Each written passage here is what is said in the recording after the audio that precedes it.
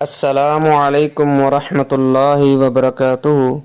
سورہ فاتحہ کے فضائل۔ اب ہم اس سورت مبارکہ کے چند فضائل اور اہم ضروری اثرات و ثمرات سے آپ کو آگاہ کرنا مناسب سمجھتے ہیں، ذرا توجہ فرمائیں۔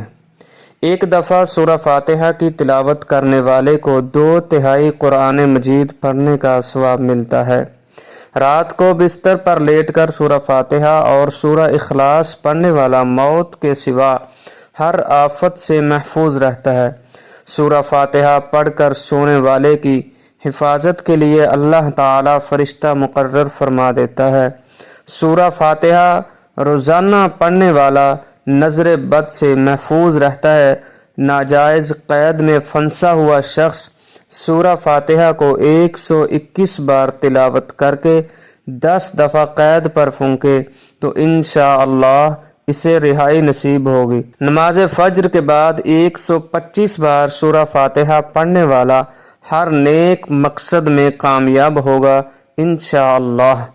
جو شخص فجر کی سنتوں اور فرضوں کے درمیان 41 بار ہمیشہ سورہ فاتحہ مع اسم اللہ پڑھے گا تو وہ اگر فقیر ہے تو غنی ہو جائے گا، اگر مقروض ہے تو قرض اتر جائے گا، اگر بیمار ہے تو شفا پائے گا، اگر ضعیف ہے تو قوی ہو جائے گا، اگر حقیر ہے تو معزز بن جائے گا، اگر منصب سے معزول ہو چکا ہے تو محال ہو جائے گا، اور اگر بے اولاد ہے تو انشاءاللہ صاحب اولاد ہو جائے گا۔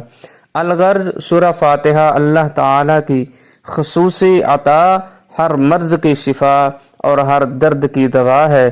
اس کا پڑھنا باعث برکات، اس کے احکام پر عمل ذریعہ نجات، اس کی تلاوت واقع بلیات اور اس کا وظیفہ حل المشکلات ہے۔